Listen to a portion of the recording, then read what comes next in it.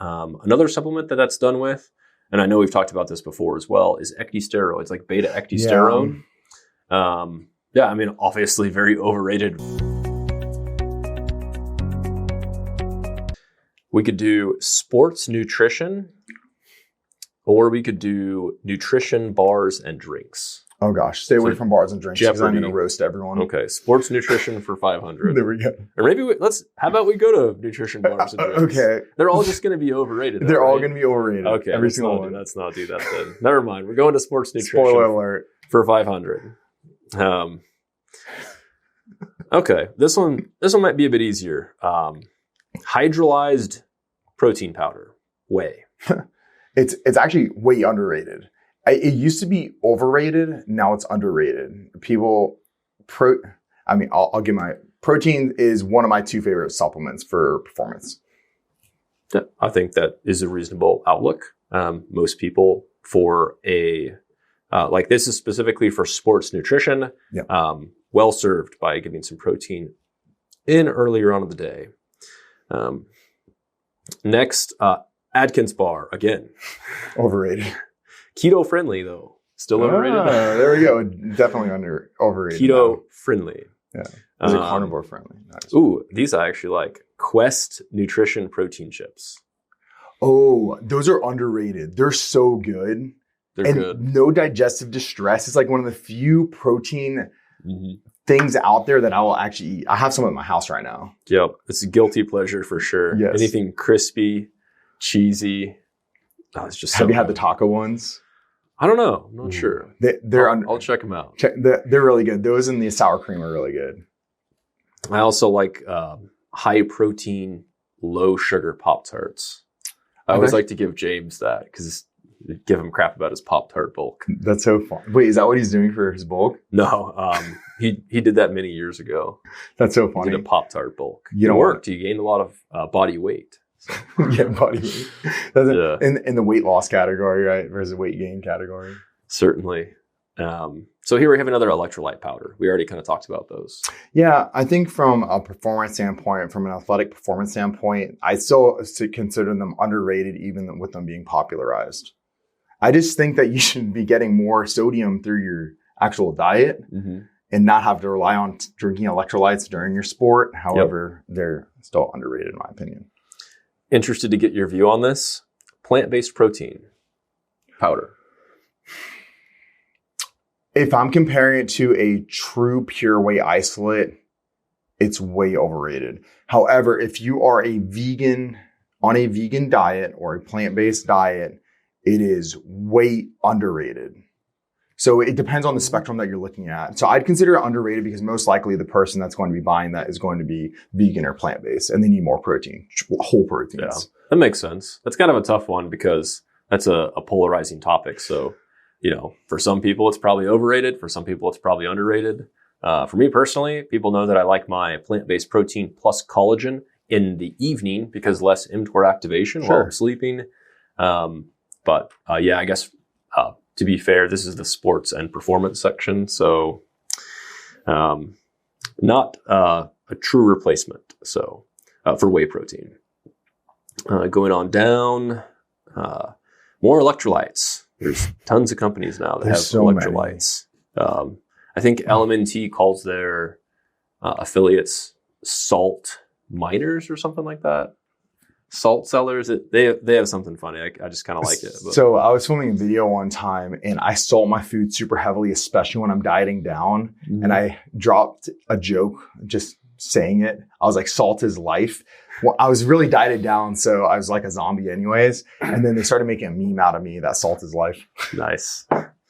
The next one, I know that we've discussed this before, L-glutamine, apparently in the sports and performance section. I would still consider it underrated. I think that L-glutamine is probably definitely a top 10 supplement, maybe almost a top 5 supplement, but you have to pair it with something to make it for performance basis, in my personal opinion. Yeah, really should be under the health section. Yeah, I agree with that.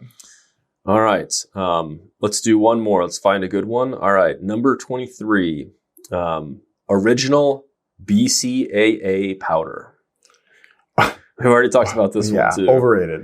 Yeah, I can't believe that this is Amazon's real most sold list. So definitely a lot of disappointing things on there, and definitely a lot of reassuring things. I actually had a really interesting conversation with someone that owned a supplement company, and they still sell BCAAs due to the fact that it must have been the amount of money and marketing that went into BCAAs versus essential amino acids, which they're the same price usually, but I would lean into an EAA all day over BCAA.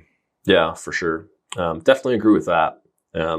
Supplements are really interesting because, as we mentioned, there's ebbs and flows. So one supplement like Tongkat or Fedosia will be very underrated and then kind of swing back the other way. Another supplement that's done with, and I know we've talked about this before as well, is ecdysteroids, like beta-ecdysterone. Yeah, I mean, obviously very overrated when they were getting all the hype and they were on Joe Rogan all the time. What's happening with those supplements recently? And I guess what's your view on niche use cases? So if you're talking from an athletic performance standpoint, and especially like in the bodybuilding space, it's way overrated. I think that everyone's trying to squeeze everything out of their performance that they can. And my two favorite supplements, whey isolate and creatine. Creatine is the most underrated supplement. It used to be the most overrated supplement. It's the most underrated supplement, and not any special type of creatine. Creatine monohydrate. Save yourself the money. There's a lot more studies that point to it being the best form of creatine. However, ecdysteroids, I would not spend the money on. There's also a sourcing issue. That is another major issue with ecdysteroids. Until there's more clinical data and stuff like that comes out to pointing towards it, sure.